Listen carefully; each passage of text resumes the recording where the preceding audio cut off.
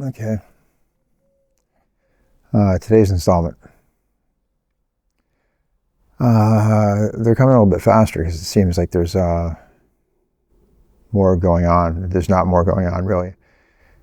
It just seems like there's more going on because it seems that the more I get lost in my head and distracted, I'm compressing time. So everything in the world is going the same speed. I'm just having less time to react to it. It's my own, well, it's obviously my own fault. I know this is supposed to be normal, but the world doesn't care about normal.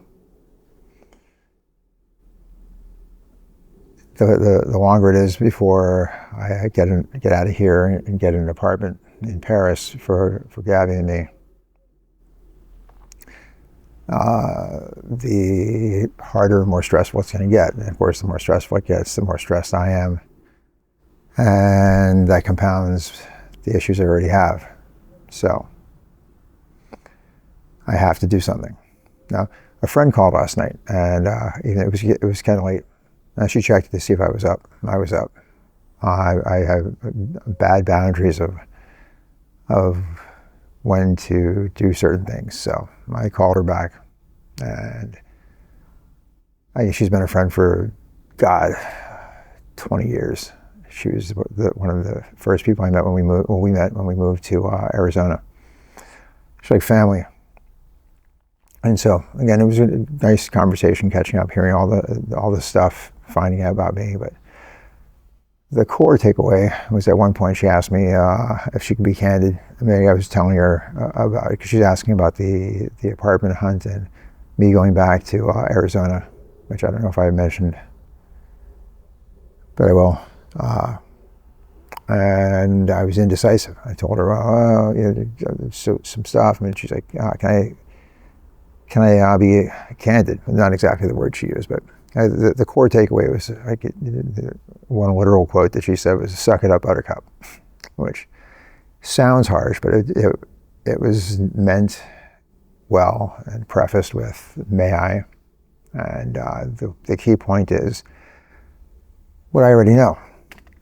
I have to do shit. I have to get stuff done. I have to get away from the part of me that's just hiding. And I know this is happening to many of you, to many people. This is it's normal. It's part of. I keep hearing. I'm not a scientist. I'm not a researcher. I don't know any of this stuff. I listen to podcasts. I talk to people, and again, I wonder why I procrastinate and what's happening here. And again, it's part of, I guess, the brain where it protects you. Of course, it would protected you years ago, maybe, but like right now, it just makes shit worse. The idea of procrastinating and just hiding, and that's what I'm doing. Like somewhere in me, I know I have a doer in me. I've seen him. I've seen him in action. I know he can do shit, but right now he seems to be like crowded into the back of whatever mental cave I've got. And the timid, scared gatekeeper is there, just making sure that, trying to make sure that nobody gets in, and unfortunately that nobody gets out. It seems much more likely that he'll hold anybody in me that can do something, hold them in. While you can't keep the world out, the world is going to get in. The world becomes the immovable object, or the irresistible force, should I say.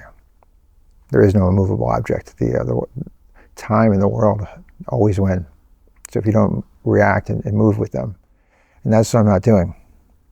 That's why I keep telling myself that I'm doing it or I'm going to do it. But either going to do it is not doing it.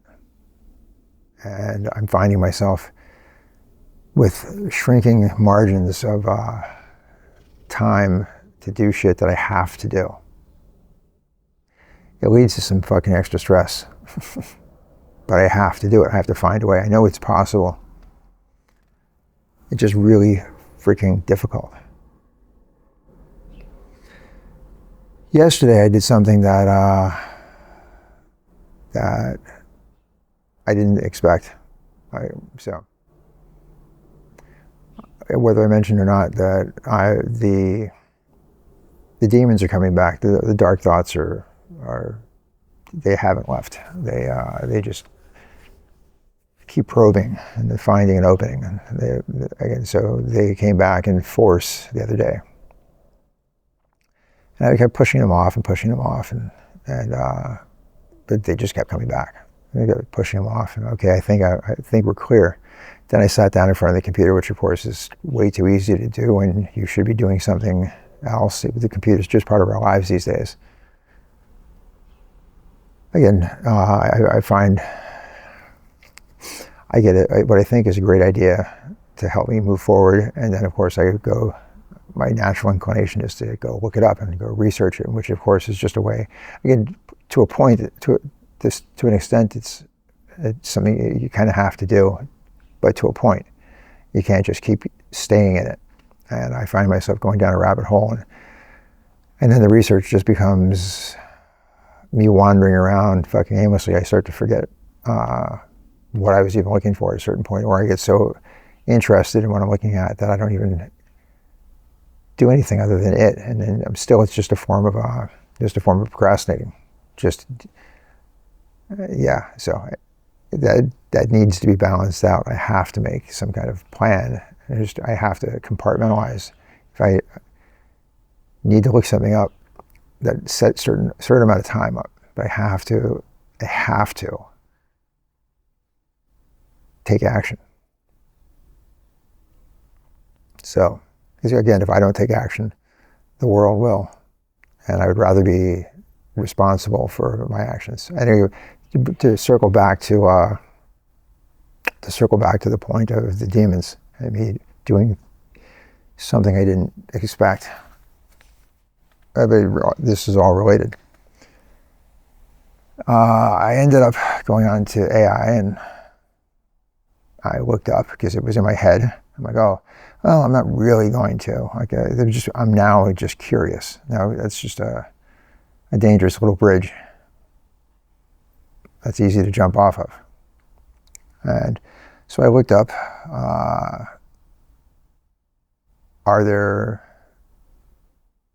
first thing I looked up, I'll give you the exact thing. So first I looked up, can you will yourself to die? I'm like, can I just lay in bed one day? It was my thought. And just think so hard that I could just pass on. Who knows? So I couldn't find any evidence of that. So not as far as something quick and painless, which is what, if I were going to do that, that's what I would want to do. I don't want to waste away and just refuse to eat and make myself and everybody around me miserable. And so then I'm like, okay, well, that's interesting. Again, in a way I was disappointed, again, because I was really hoping at that moment that I could find it, that I could do that.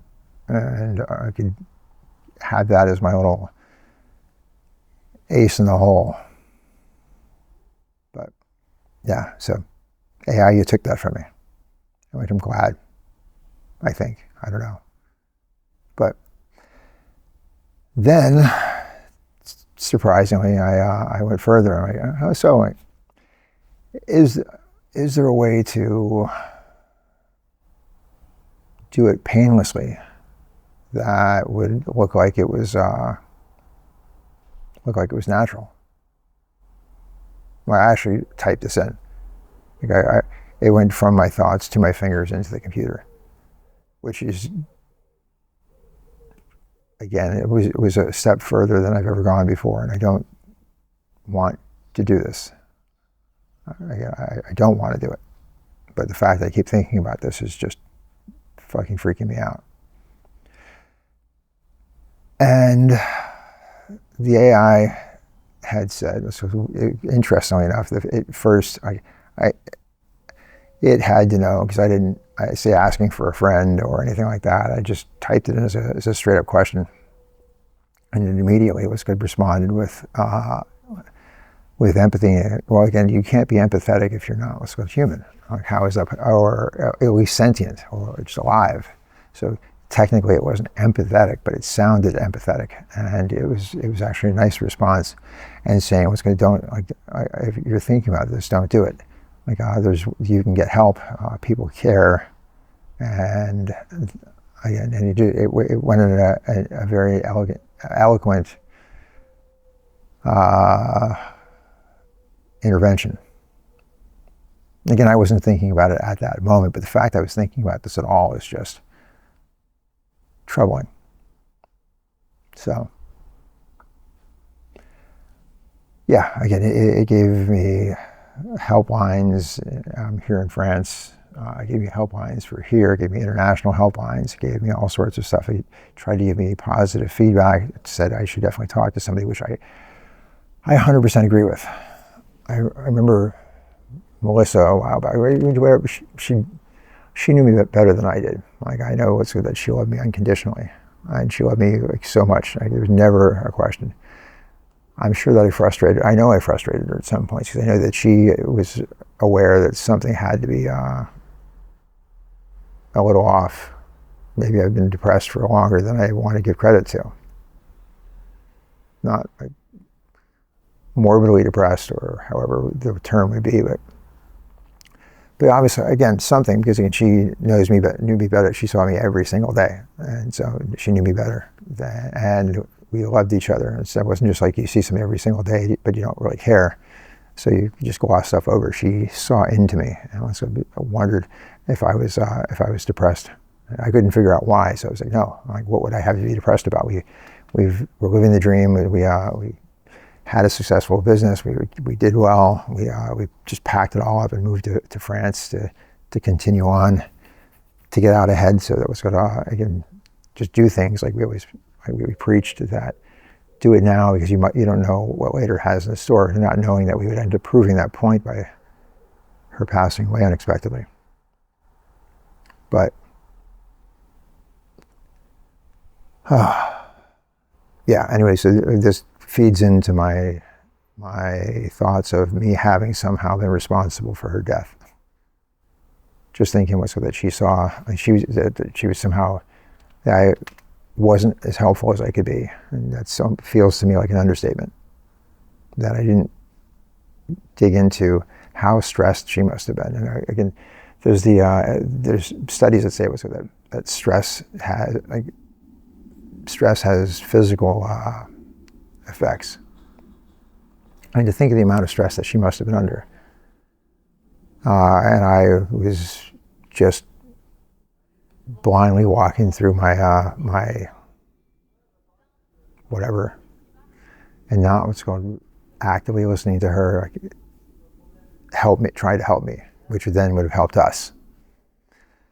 So if stress, I'm not saying that stress caused her cancer directly, and I don't know if there's any validity in this at all, or just the ramblings of somebody who just needs to find guilt. But somehow, even if only slightly, it makes me feel like shit. If I could have done anything to cause, like I had to grease the skids to make this happen to her. Now, there's nothing I can do and there's nothing you can do to change the past. We can't. I can't. And I've never wanted to until now. But I have to move forward. So one of these things, people keep saying, or they're concerned that I should talk to somebody. I absolutely agree. I have to find someone to talk to. I can't wait, of course, because shit still has to happen. I still have to get us out of here, start making money again, get competent at French. I don't want to move back to the United States, although I'm looking at going back for at least a month to see the friends, the support group, and of course to try to get some work quickly, doing something that I actually know how to do. Just as a quick stopgap. But the thought that's been getting into my head is that by doing that, it's a step backwards when I need to get into Paris and figure out how to make my life move forward with the skills and the tools that I have. and the ones I intend to develop, which exactly what those are, I don't know. But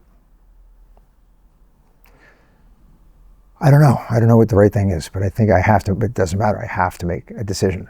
Like they say that you should make crucial decisions and when you're under stress, especially major stress. Major stress is not known for bringing out the best in people, at least in decision making. Sometimes you can stumble upon it. A lot of times when you do that, just because it's conditioned in you, like athletes and stuff. Again, it ruins some of them. It makes other ones shine, but either way, it's due to repetition. I've never done this. This is like something I prepared for. So it's just an assault on my brain. Again, I know that if you're watching this, then you can probably understand. You can probably empathize. Where else to go? Yeah, and since I've now decided that these are definitely going to go on, now I've got to figure out a way to get these out there. And yeah, I'm not really intending on doing any real editing. This is just basically a journal, and hopefully a helpful one. Hopefully it helps me just by getting this out. I do journal on paper, which I think helps. I don't know if I'll ever go back and read it again. Maybe I will. Hopefully, on the other side of this, which I have no evidence that there is another side of this, but I have hope. And hope can be a good thing. So that I can get my hope is that I'm going to one day on the other side of this be doing well enough. Ideally, if I can hope, I can say I'm doing so well that I can wonder how I was ever, and not have clarity on where this all was, because I'm sure this at some point, without writing it down, without these videos, like a dream, you'll start to, or even good memories, and bad, you just start to blur. But I'll look back, I'll look at the journal, I'll look at these early episodes, and I'll go, wow, I can't believe I've gotten here from there. Like, how is that the start? Like, that was so dark and scary. That's the hope. But anyway, we'll find out. And that's what this is. This is a whole series of looking into the windshield, whatever you. Again, the metaphor I just thought of the other day was, most of things on grief tend to be in the rearview mirror. And this, looking straight out the front windshield and just seeing it as it comes. Like, I'm still in it. So.